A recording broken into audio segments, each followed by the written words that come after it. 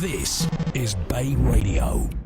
Hello, this is Joshua Parfitt, the digital editor for Bay Radio, and I'm here in Studio 2 today for a new series we are running, covering the daily updates of coronavirus statistics and providing some brief analysis when the statistics come out between 5 and 7 p.m. every Monday to Friday. So let's take a quick look at today's statistics, and then in the analysis section, we should have a look at an article that has been circulating on social media and on websites over the last couple of days, claiming that Spain will go into a lockdown on September the 18th. Let's go. Here we are looking at the update for today, Monday the 10th of August. It is showing that in the last 24 hours, 1,486 people were confirmed COVID-19 positive by PCR test. However, as the Spanish government does not update over the weekend, there have been 8,618 people who confirmed COVID-19 positive by PCR test in all of the Spanish territory.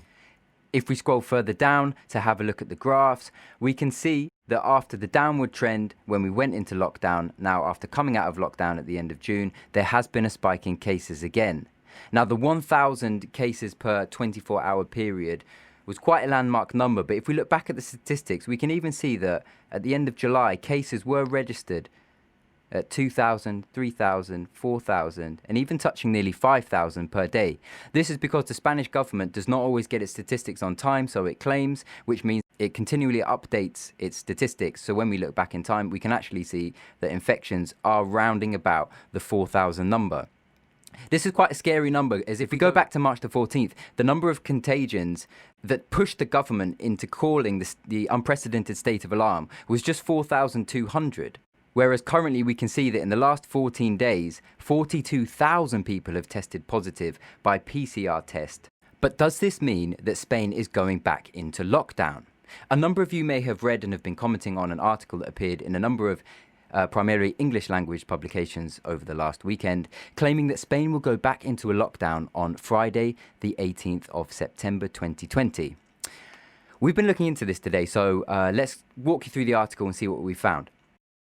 Now, the first interesting thing is in paragraph 2 of this article, which claims that Congress ministers have made this announcement about September the 18th being the day for another lockdown.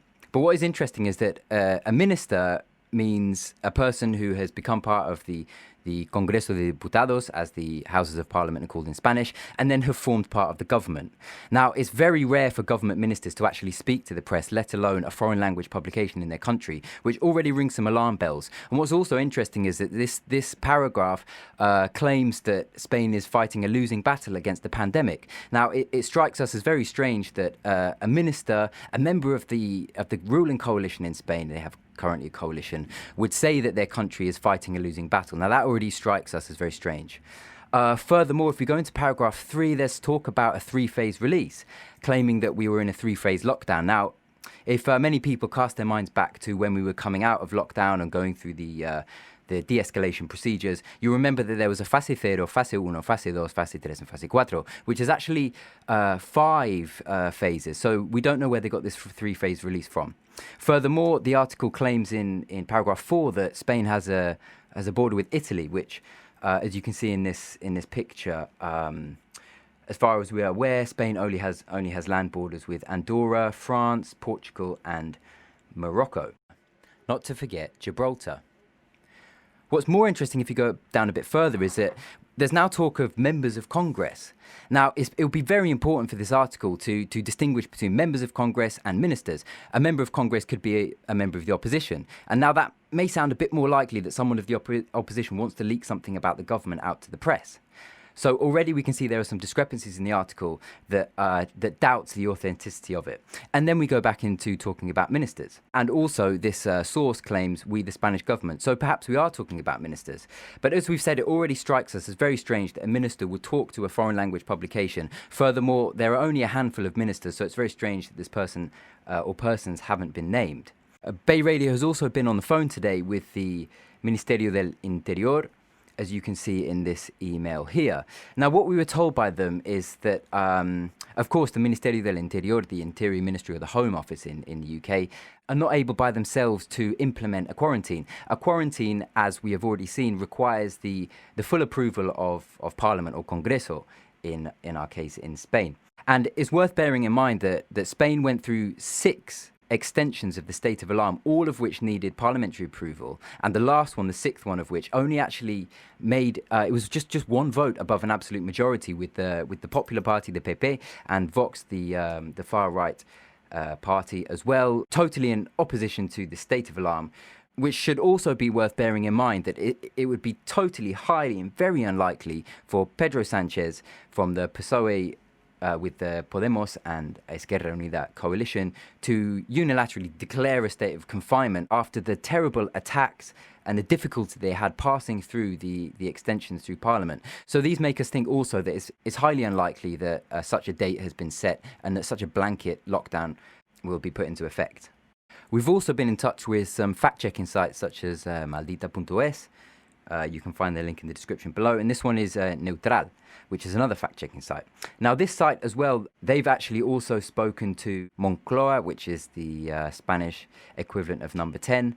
And also the press team there have refuted these claims and said that they don't know anything about it. So there we go. Another fact-checking site isn't sure about the claims made in this article. That said, the numbers that we are experiencing, which are way higher than we saw back at the beginning of March when the state of alarm was first called into effect, do raise the questions, are we experiencing a second wave, and is another lockdown indeed necessary? You may have seen in the news a lot a gentleman called Fernando Simón, who's head of the Spanish Centre for Coordination of Health Emergencies and Alerts. He has outlined that there will be 3 main factors to consider before a lockdown would be implemented. The first one is if we are witnessing uncontrolled community infections. The second one is if an outbreak covers enough ground to put the health of an entire territory at risk. And the third one is if an autonomous region cannot control its own outbreaks. Now, none of these are factual, none of these are based on numbers, so they're all quite open to interpretation. But this is how things are in Spain, where they have 17 different autonomous communities and a central government in Madrid.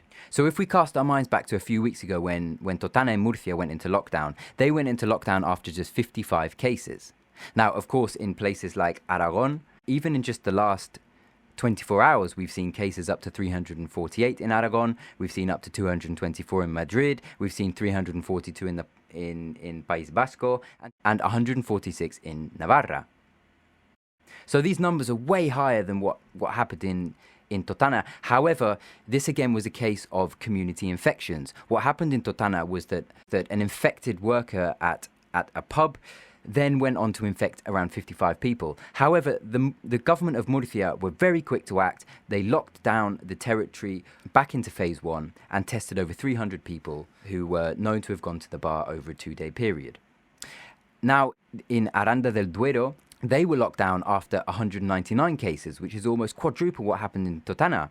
And here we can see where problems in interpretation happen, because whereas Totana locked down after 55 cases, and it has a population of 31,000. In Aranda del Duero, it got locked down after 199 cases, and it has a similar population as Totana with 32,000 people. So we can already see here how the autonomous governments are taking a different approach. But what's important in the eyes of Fernando Simón and the central government is how well do they contain the outbreaks. As we can see from Murcia and in Totana, the cases initially spiked to 136 and then went back down to 82 in a week, and the region is going to stay in a lockdown for 1 more week. So if we're going to think about lockdowns, what the government has been telling us is that regions that have certain spikes and outbreaks, there are currently more than 580 known in Spain, the government will be watching how do those regions control those outbreaks. If they start to balloon and spike well out of control, then what would likely happen is a larger regional lockdown. But it doesn't mean to say that the whole country shall be put into confinement,